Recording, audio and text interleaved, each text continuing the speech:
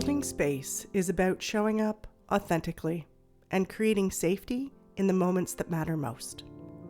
From parenting littles to navigating friendships and partnerships, I reframe tantrums, conflicts, and messy feelings as invitations to connection. I'm Julia Clark, a psychotherapist and play therapist with over 30 years of experience walking alongside children, families, and the people who care for them. Each episode explores the building blocks of emotional literacy, co-regulation, and boundaries, while honoring the intergenerational stories we carry within. Blending science with lived wisdom, I believe growth is playful, healing is possible, and we are all learning together.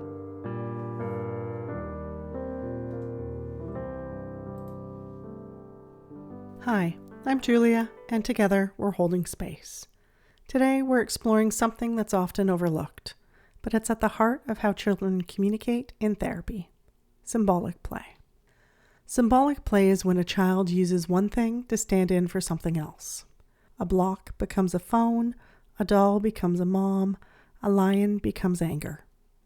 It might look simple or even silly on the outside, but on the inside, this is powerful emotional work. Why symbolic play matters. In symbolic play, children process what they can't yet say.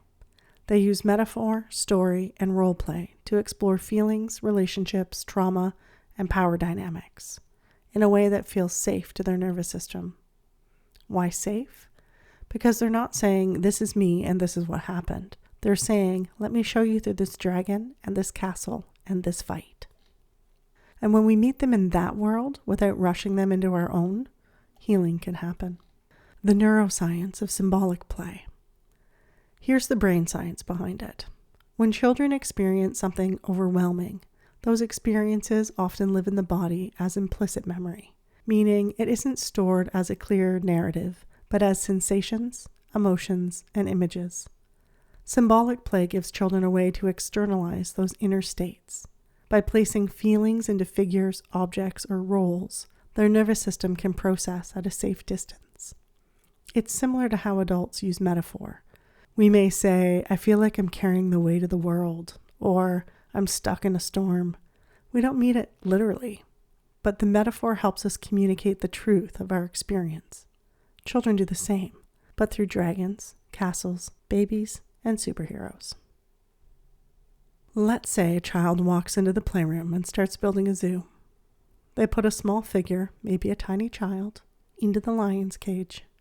The lion roars. Every week, the same thing happens. Then one day, they place a superhero outside the cage, not rescuing the child yet, just watching. The next week, the superhero steps closer. The week after that, the superhero steps in. They never say a word about school, or home, or fear. But something is shifting. They are reclaiming power through play, in their own time, in their own way. This is the deep work of symbolic play. It's slow, it's layered, it's sacred. Another example.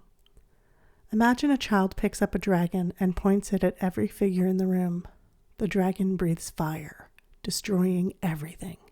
Week after week, it's destruction. Then one week, the dragon protects a smaller figure. The fire isn't for destruction anymore, it's for protection. That shift tells me something in the child is reorganizing. What once felt like pure chaos now carries a possibility of power and safety. Why we don't rush to label. One of the biggest things I emphasize is don't rush to label the play. If a block is being used as a phone, but I jump in and call it a block, I may unknowingly break the symbolic illusion. So I let the child name it first. If they say, this is my phone, then I can reflect, your phone keeps ringing a lot. Gentle reflection honors the child's meaning, instead of overlaying my adult assumptions. This keeps the metaphor alive, and it keeps the play safe enough for the child to stay in it. What you can notice at home. Parents often wonder, what should I do if I see my child using symbolic play? You don't need to analyze or interpret. Instead, you can witness, reflect, and stay curious. Instead of asking, "Why is the lion angry?" you might softly reflect, that superhero is standing close and watching. I noticed the dinosaur is roaring really loudly today. That tower is getting taller each time you build it. These reflections tell your child, "I see you, your play matters, and I'm here." Take a deep breath with me now. Inhale. Exhale. Think back to your own childhood. Did you ever use toys, drawings, or even daydreams to work through something you couldn't say out loud? Maybe your dolls always fought, or your action figures were always in danger. Maybe you drew storms or monsters again and again. That was your nervous system using symbols to give shape to feelings too big for words. And the same is true for children today. Symbolic play is not random. It is wisdom expressed through metaphor. Why this matters? Symbolic play is not just play. It's how children process grief, fear, anger, and power. It's how they test safety and explore possibilities. It's how children heal in the language they know best. This is part of our Holding Space series, where we learn to listen with more than just our ears and honor the incredible ways children express and heal. As we continue, we'll explore why children repeat play themes, what those repetitions mean for their nervous systems, and how we as adults can support without rushing the process. Thank you for being here and for holding space with me.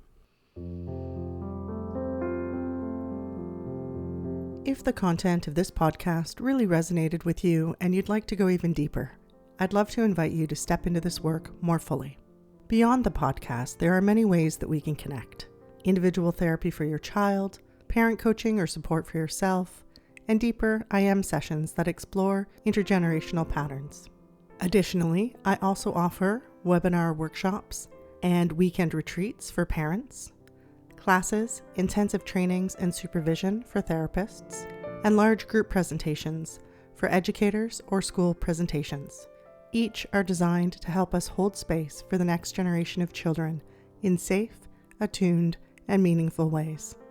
You can learn more and explore what fits best for you at clarity.family.